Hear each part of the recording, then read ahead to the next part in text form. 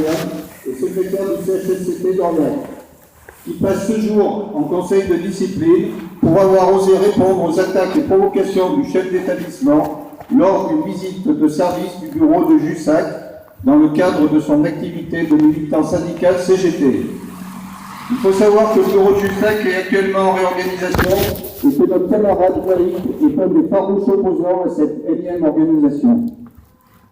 Nous militants CGT, fonctionnaires, salariés, postiers, télécommunicants, salariés des entreprises du secteur, sommes bien décidés à ne pas laisser passer cette énième attaque de la direction de la Poste contre ces salariés syndiqués CGT.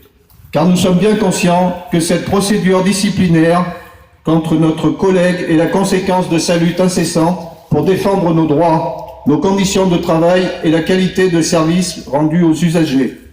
Excusez-moi.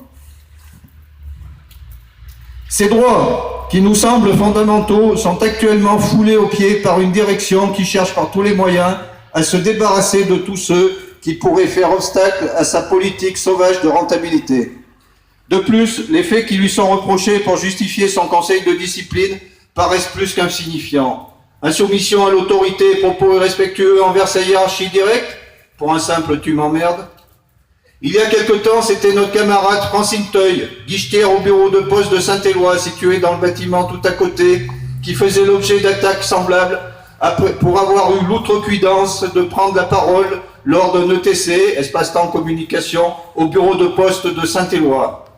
Il y a quelques mois, c'était notre camarade Marilyn Lamblot, travaillant chez Orange, militante, secrétaire active du CHSCT de l'UI Auvergne, qui était également assignée au tribunal par sa direction pour avoir refusé de signer un ordre du jour d'une réunion de CHSCT.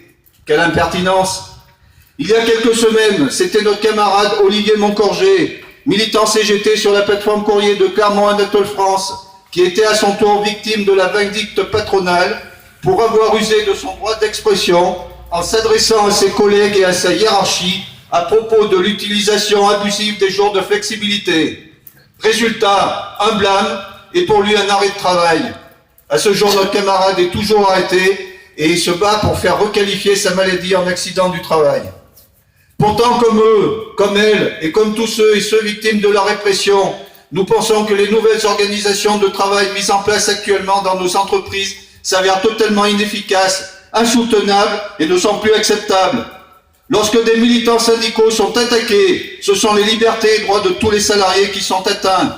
Alors attaquer notre collègue aujourd'hui, c'est nous attaquer tous ceux qui pensent que les formes de travail devraient être plus justes, plus humaines et intelligentes.